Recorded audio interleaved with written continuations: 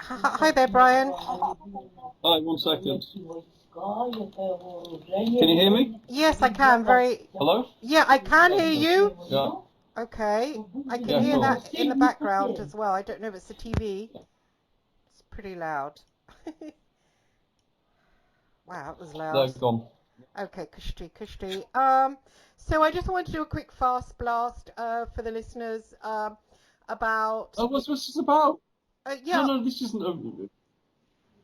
Oh, I didn't okay. think this was a program. You said you wanted to talk to me about something. Oh, right. Okay. Well, I wanted to. Okay, we won't do a program right now.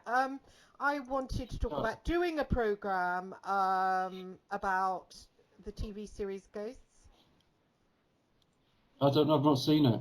Not seen it. Oh, okay. Well, basically, it's a Netflix thing, and they're doing, there's normal ghosts. Well, as you know, and there's a psychic in town, little Indian guy, and Right. then it's the Djinn basically that appear, and he's like they're different from ghosts, and they've been mucking around. I Right. think with something like the Hadron Collider, which has brought them in, and he's dealing with them, and they're getting inside people's heads, making them see things as Djinn can do, as you know.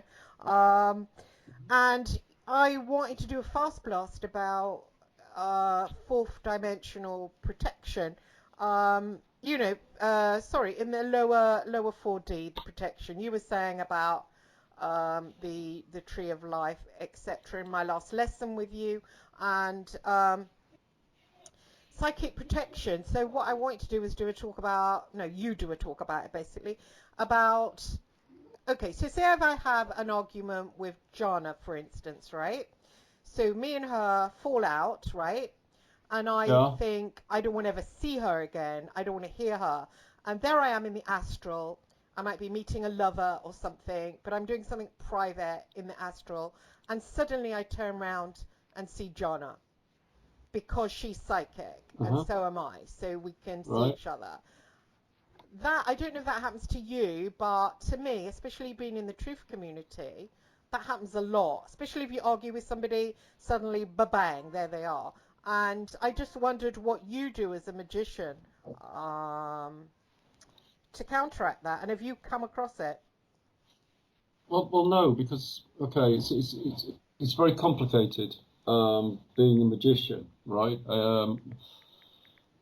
When you set out on the road to becoming a magician, the first thing you learn is how to protect yourself. Okay. Hmm. Now, there's several ways that you can protect yourself, but the most efficient way of looking after yourself is usually a spirit or a Djinn to look after you. Okay. Or ultimately the guardian angel. But to do the guardian angel, you really have to train for years in meditation, etc., to be able to access the guardian angel. But generally speaking, once you've accessed the guardian angel or the Kodam, it makes it far easier to look after yourself because essentially the entity that you've employed has and will look after you. Okay, yeah. Now, many Jinn masters will use quite strong Jinns, but they have to sort of work with the Jinn full time. So they really are like trapped into a symbiotic relationship with the Jinn. For example, people often ask me, why don't politicians get attacked? Well, the simple answer is that they are protected by the same entities that protect most magicians. I So see. yeah, And it's what very about, okay, so leaving out the psychic attack, what about, say I was obsessed with you, right? And I thought, well, I can't have Brian on the physical, he's married, but I thought, I know, I'll go and bother him in the astral. So before I go sleep, I'm like, I want to go see Brian, want to go see Brian, want to go see Brian, and there I appear in front of you, but you don't really want to see me. I mean, how does that work then? well. Okay, right. Okay, once again, right. If you talk to high-level magicians, yeah, very few hang around the lower astral realms. The reason being is this is the level of Yesod. It's the level of illusion. Okay, Yeah. so essentially, yeah, it has it has its what do you call it?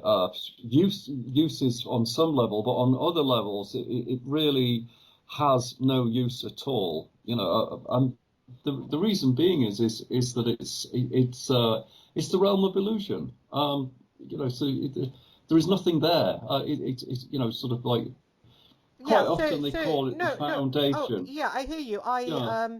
as you know, in the lesson we had on Sunday, you told me to print out the Tree of Life diagram, which I put on my wall, like you said. However, so if I wanted to come and see you astrally, say I was obsessed with you or whatever, you're telling me I couldn't do it because you're not ever going to hang around I, Yesod. Yeah, exactly. End of story. Sort of like, generally speaking, when you're developing yourself as a magician, yes, you will go through sort of like levels like Yesod, yeah, from Malkut to Yesod, yeah, which is Malkut to Yesod, which is kind of the first stage. However, you don't stay there long. You decide whether or not if you're going to sort of like go the left-hand path or the right-hand path. This technique is literally, sort of thousands of years old. It goes back to yoga Hmm. and not the bending your head around your arms yoga. It's sort of like the traditional yoga, and it's the left and right hand path which one chooses. But generally speaking, most high adepts won't really bother with. They'll go through these posts very, very quickly, and they will then go to say Tifreth or Kitha, the higher realms of consciousness. For example, most magicians that I know who have done the what do you call it, ayahuasca experience or the 5-MeO DMT experience don't have what they call the elves. And the reason why we don't have the elves is because we understand its illusion and we won't go in that realm of consciousness. But most people who are not trained in the esoteric awareness will take ayahuasca or they will take 5-MeO DMT and they spend most of the experience with what they call the elves. And realistically, most magicians just go straight through that into the next level of consciousness. So yeah, a lot of it is down to training. And once again, it's sort of having creatures that will protect you on the astral, either strong Djinn or if you can do it, like for example, Crowley couldn't do it, but he did the Abrihelum mystery where he went to contact his guardian angel. I mean, in the sort of like non sort of like the Arabic religion, you have the meeting of the Qadam as well. For much the same reason, which is protection, because for people who don't protect themselves on the astral, they can fall foul to what they call what do you call it? Vampirism, where many people will just take their energy on the astral. So it's very important that before any magical experimentation that you actually progress at the right speed. But the biggest part of the progression is to find a spirit that will actually protect you. This is why if you look at all the disciplines of magic, they all work with the spirits and they all have guardian spirits. And the reason for that is that quite simply for what's happening to sort of people who have not gone through this procedure when they go to lower levels like Yesod, they will get attacked really quickly because essentially that's the realm of consciousness that it is. It's the realm of illusion. Hence, when even before any magical workings, one should really have a guiding spirit, so to speak. Okay. Right. That's interesting. So, as regards I've just got a call in. I've got to pick up my son. That in that the town is loose and there's jinns running everywhere and they're getting inside people's heads and making them kill themselves. And would you say that's realistic? And the jinn, if they did Yeah, turn on, 100% realistic. mm, I know many seer magicians who could kill you if they wanted. End of story. I know quite a lot of black magicians that use the same techniques to kill people. I mean, this is like a word of wise. On the internet, there are people who will attack people talking about magic, thinking, oh, they're doing such a great job and it's really easy and they're not that powerful. Well, the really powerful magicians have extremely vicious guardian angels and guardian jinn, and essentially, if you play that game, it could be fatal. And essentially, this is the higher adepts quite simply just have very awful entities protecting them, and that's it has been that since Adam has been a boy, to put it bluntly. oh, you mean like coming out as a magician and talking about all things magic? Well, yeah, well, I mean, essentially that's the deal. When you go into the craft of the magic, the magical craft, then the first thing you get is a familiar, or you get a guardian angel, or you get a spirit to protect you. If you don't, then essentially your career won't be very long. I wonder if that's what happened to Max Spears then, because he was in effect channeling stuff on the higher levels, talking about that. Then he went off to Poland. Next thing, he was vomiting black fluid, and he had a mark on his. I mean, I interviewed Coetting about it on a show to see what he thought about it. Um, there was like a box, a square with a kind of open doorway on it on his forehead, on his third eye, when the body was sent back to his poor Mm. mother. Do you think that was? Look, the thing is in magic, and the magic community. I always adopt humility. And it's the same with Garrett, and it's the same with very, very powerful magicians, because essentially out there is always somebody more powerful than you. Okay? Yeah? Or there's a coven that doesn't like you. So the best thing really is to live the life of harmony and not get involved in this, because essentially if you get involved in this type of war, you'll end up dead, because there are covens that are very, very powerful covens which can group together and attack you, and there's literally very little you can do about it.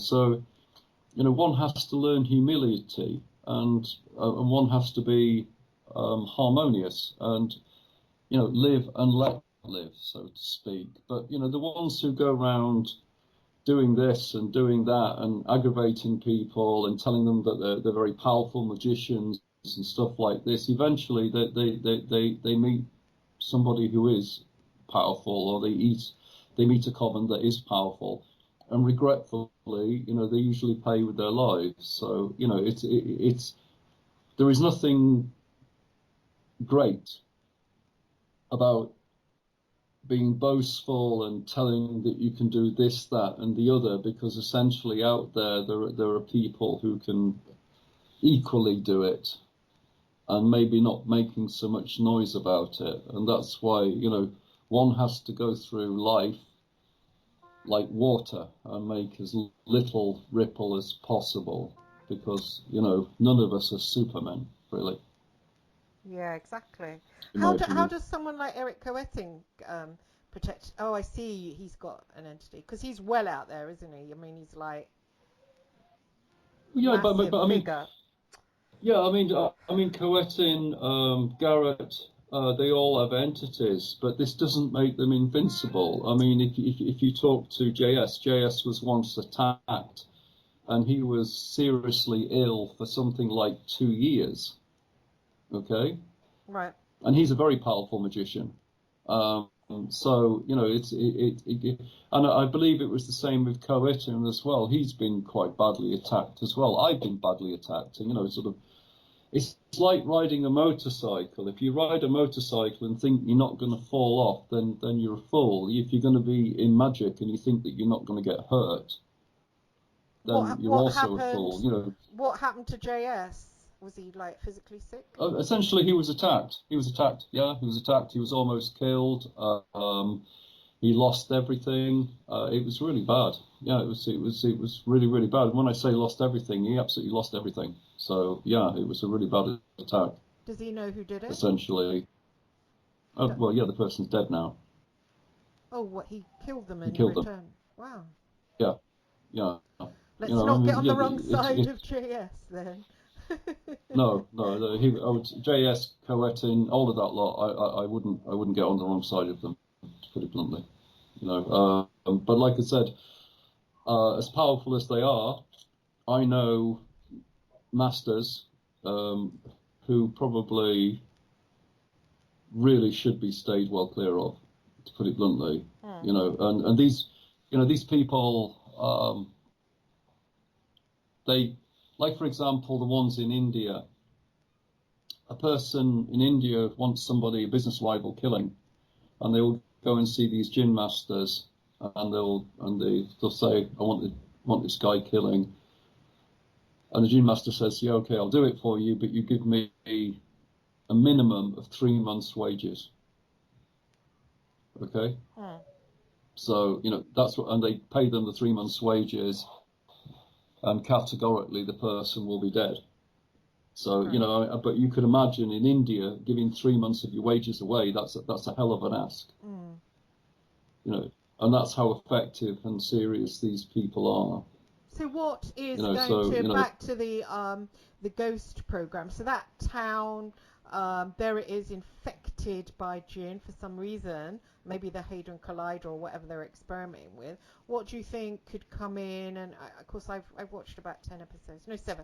What do you think could come in and save the town? Well, I mean, this is the trouble with portals. Sort of like opening and closing portals. It's I mean, the Hadron Collider, I don't know if you know, but it actually has, I think it has the dancing Shiva, doesn't it? Does it? There's a statue of the dancing Shiva near the Hadron Collider, which essentially means, the Shiva's dance is the dance of death. I don't know if you know that. No. Which is it's a very strange thing to have near the collider. I mean, fictionally, everything has its balance, so to speak. If we look at this as sort of like from a magical viewpoint, you open a portal up, things come through, but also when things come through, you also attract other entities which are in the same, the same vicinity. This is the the axiom, as above, so below. You never get total imbalance. There can be for a period of time where you have imbalance, but generally speaking, balance is found because essentially the esoteric rules and the esoteric life, they don't follow the same laws that we have on the physical plane. They're essentially, they're balanced. I mean, to understand what is the esoteric life is to look at the yin and yang, the proper yin and yang, not the ones that the hippies have. But if they have patches of black with one dot of white, a patch of white with one dot of black, and they have the sense of balance. And essentially, usually when you have this sort of chaotic sort of disruption, it will always fall to balance. And as above, so below. I mean, if we look at, say, World War One, where millions were slaughtered, afterwards it quickly fell back to balance again. So, generally speaking, if somebody brings through something which is horrific, usually on this plane of existence, there's something equally as horrific to neutralize that force. Yeah, the pervading force that destroys the world. It just doesn't happen like that. It does cause a lot of destruction, and many people will die and be injured, but generally speaking, the spiritual world is far more balanced. We do have periods of imbalance, but then we have the periods go back again. Say, for example, the Mercury retrograde. Many people's lives go completely crazy because Mercury enters into their sort of, their consciousness. And realistically, that tells you what happens. They can go from being terribly successful to losing everything. But generally speaking, when Mercury has gone and is replaced by another powerful planet, if they know how to use these forces, then they can grow everything back again. So, yeah, if you understand sort of basic astrology, you can see what happens if something is really overtly destructive. It is usually replaced by something which is not so destructive. For example, at the moment, we're now coming to the end of Kali Yuga, according to the Hindu philosophies. And Kali Yuga is the time of deception and sort of everything that's negative, which will then be replaced by a golden period. Yeah. Uh-huh. Because like the whole concept of time is completely different within the esoteric world as opposed to the physical world. Well, realistically, we've been introduced to time because time doesn't really exist as we understand it. But on this realm of consciousness, we are sort of like dragged towards time. And, the time is chronos, yeah? Mm. And so, sort of, but this is, if you like, this is a phenomena that was introduced to us. It wasn't a natural phenomena per se. So, yeah, like understanding the cosmic time is another sort of like realm of possibilities. So it's it's very difficult to explain to people that quite a lot of how they see this world is a pure construct, generally speaking, from like the Judaic Christian viewpoint. But before the Judaic Christian viewpoint, time and everything was completely different. So this is, one shouldn't look at polarization because we don't have polarization.